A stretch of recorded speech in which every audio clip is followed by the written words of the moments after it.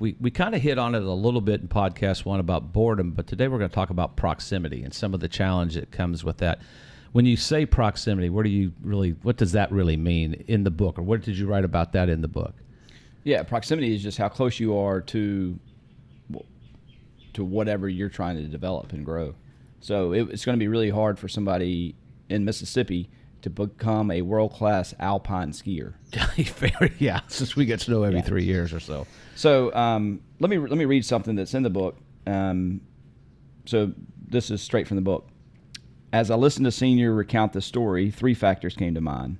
First is the simple fact of being bored. Without video games and cable television, there was little to do inside, so getting outside had more appeal. The second factor was proximity.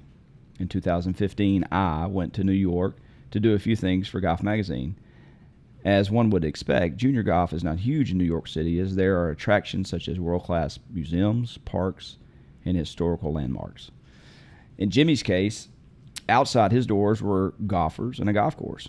Taking nothing away from Jimmy and the energy that he put into his game, we must recognize the importance of proximity and the possible distractions that technology can bring to children or us.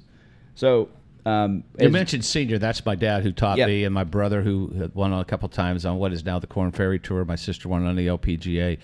And is still at 81, 82 years old, still teaching. Still loves the game. Isn't that amazing that someone, and we awesome still live teacher. on the golf Awesome course. coach. And maybe that's the proximity part of it. But sure, that's his world, right? Yeah. And when he gets bored, he walks outside, and guess what's there? His world and his golf, the thing he loves the most outside his family, no question That's about right. it. We're all going to get bored. We'll steer clear of this idea of like savants or being gifted or anything like this. So, God puts people out there and people get bored and then they're next to something. So they're going to be next to a mountain. They're going to be next to a golf course. They're going to be next to a library, like whatever that gift is. So boredom is a huge part of becoming a great athlete or a great mind. And then when you get bored, you're going to go to what's closest to you. I mean, that's the easiest thing to do. In this day and age, it's cell phones. Yeah. Right? Proximity. But that being said, when we start thinking about, okay, how are these great players developed? Well, they're developed by these great habits.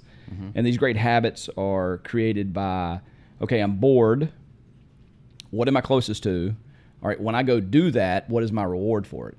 So it's really pretty simple. From that. We make it pretty complicated. Yeah, but it's really pretty easy. You're not going to have a great golfer, either you or your family, if you're 3.5 hours from a golf course. True. Because when you do get bored, you're so far from it that it's like, well, you're going to pick up something else.